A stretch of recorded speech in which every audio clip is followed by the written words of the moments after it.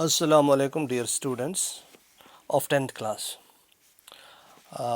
تو آج پھر ہم جو ہیں کل والا ہی چیپٹر کنٹینیو کریں گے انڈین نیشنل موومنٹ کا. تو کل ہم نے جو ہے میں نے آپ کو بتایا تھا کہ انڈین نیشنل موومنٹ کیا تھی، کیا اس میں جب گاندھی جی کی انٹری ہوئی تو ایک نیا فیز شروع ہو گیا. تو اس کے بعد میں نے آپ کو رولیٹ ایکٹ کے بارے میں بتایا تھا.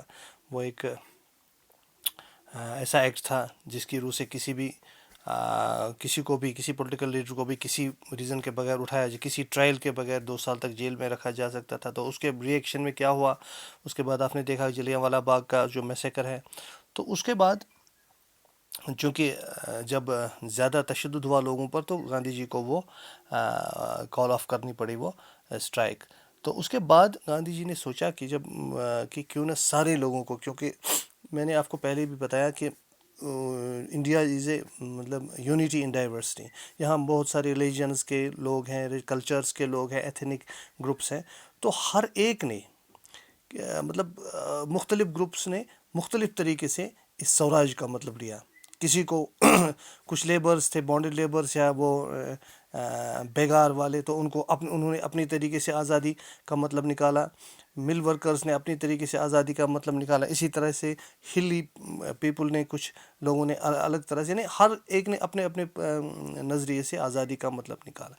تو گاندھی جی نے سوچا کہ کیوں نہ سارے ان گروپس کو ایک اکٹھا کیا جائے. تو سب سے پہلا ان کا جو کام تھا، انہوں نے کہا کہ بہت بڑی جو یہاں کی جو کمیونٹیز تھی وہ ہندو اور مسلمز تھے.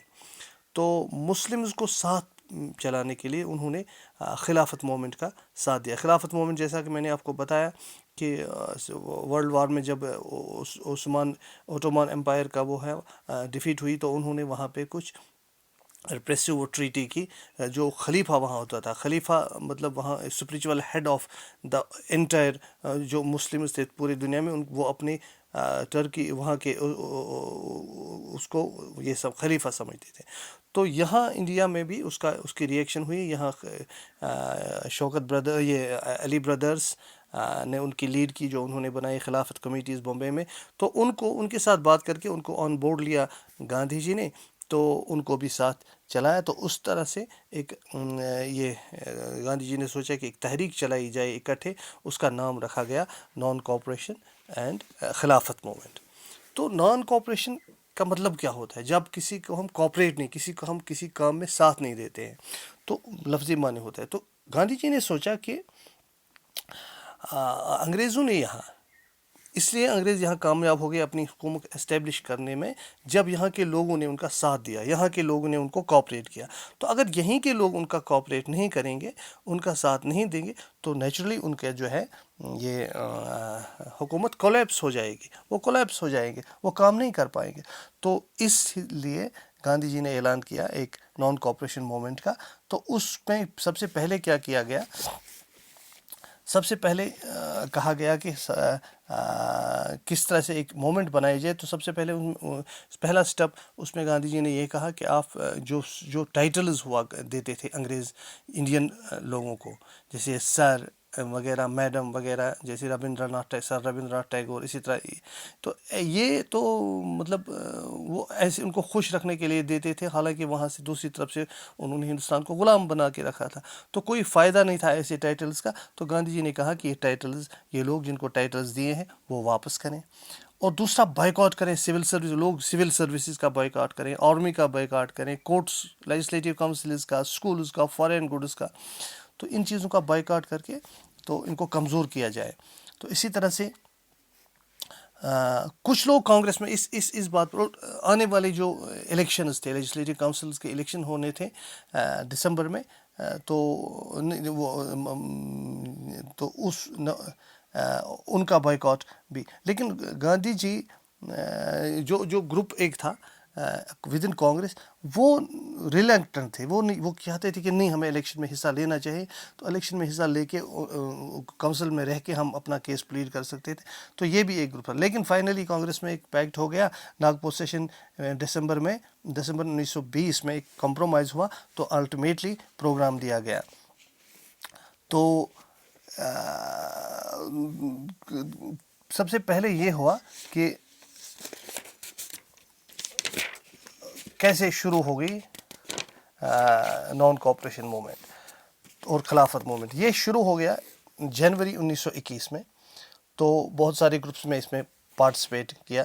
تو ٹاؤنز میں کیا ہو گیا, ٹاؤنز میں اس کا ایک الگ طریقہ چلا کہ لوگوں نے مطلب ٹائٹلز واپس کیے.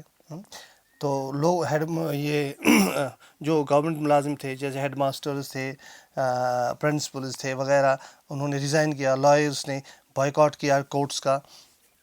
تو اسی طرح الیکشنز کا بائیکاٹ ہوا.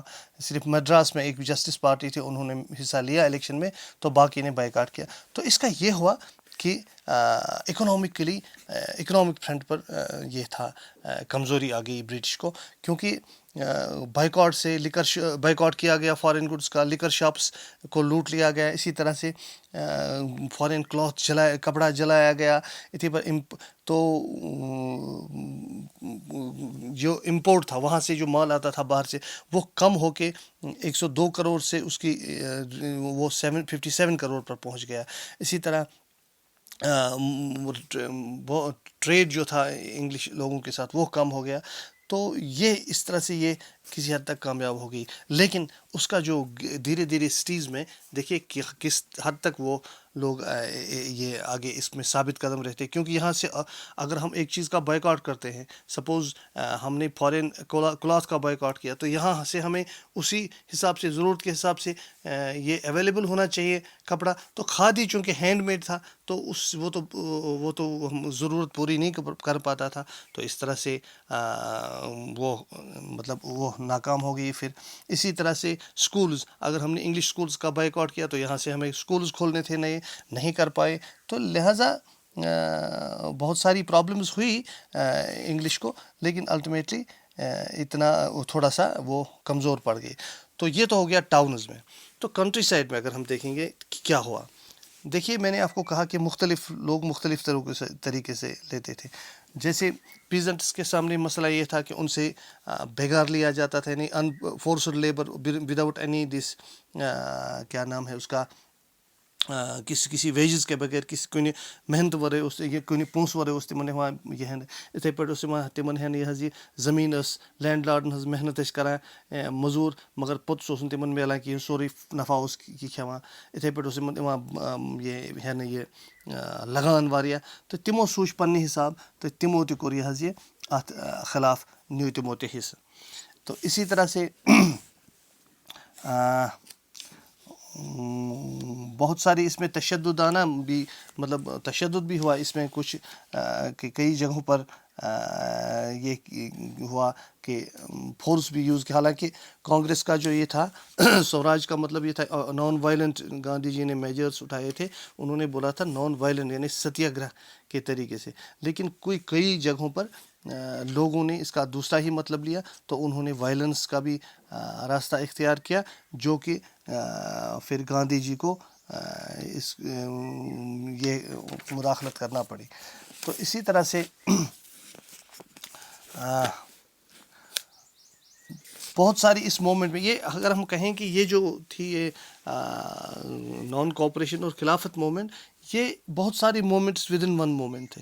حالانکہ مختلف ریجنز میں, مختلف کمیونٹیز میں, مختلف ٹرائبس میں اس کا الگ الگ مطلب تھا. لیکن جب وہ سوراج کا نعرہ دیتے تھے یا گاندھی جی کو کی تعریف کرتے تھے, گاندھی جی کا نعرہ دیتے, تو کہیں نہ کہیں لگتا تھا کہ یہ ایک یہ ایک کنٹری وائڈ, ایک نیشن وائڈ یہ بننی تھی. حالانکہ مختلف علاقوں میں مختلف اس کا یہ مطلب, مختلف لوگ اپنی آزادی کو مختلف طریقے سے لیتے, جو جس پر جس طرح سے کا ظلم ہوتا تھا وہ اس ظلم سے بچنے کو آزادی کہتا تھا. تو اس طرح سے بہت ساری یہ مومنٹس چلی, لیکن سب کا جو ہے گاندھی جی کا مطلب تھا کہ اس کو ایک نیشن وائڈ مومنٹ بنایا جائے. اسی طرح سے سوراج کا مطلب ان دا پلانٹیشن کیا ہوتا تھا کہ لوگوں کو ایک خاص جگہ پر لیا جاتا تھا فورسیبلی, ان کو پھر وہاں پلانٹیشن میں وہ فیلڈس میں کام کرنے کے لیے ان کو گھروں سے نکال کے وہاں بسایا جاتا تھا. ان کو پھر گھر وہ نہیں آ سکتے تھے واپس. تو جب انہوں نے سنا کہ اس طرح سے ایک تحریک چلی ہے گاندھی جی کی قیادت میں, تو انہوں نے سمجھا کہ جیسے ہم آزاد ہو گئے, تو بہت سارے لوگوں نے وہاں وہ پلانٹیشن سائٹس چھوڑ کے اپنے گھر کا رخ لیا. لیکن چونکہ اسٹرائک چل رہی تھی، ریلوے بند تھا، ٹرانسپورٹ کا کچھ نہیں تھا، تو وہ راستے میں ہی وہ گھر نہیں پہنچے. تو پھر ان کو پولیس نے واپس لا کے ان کے ساتھ زیادتیاں کی، ان کو پھر واپس لایا. تو اس طرح سے یہ جو ہے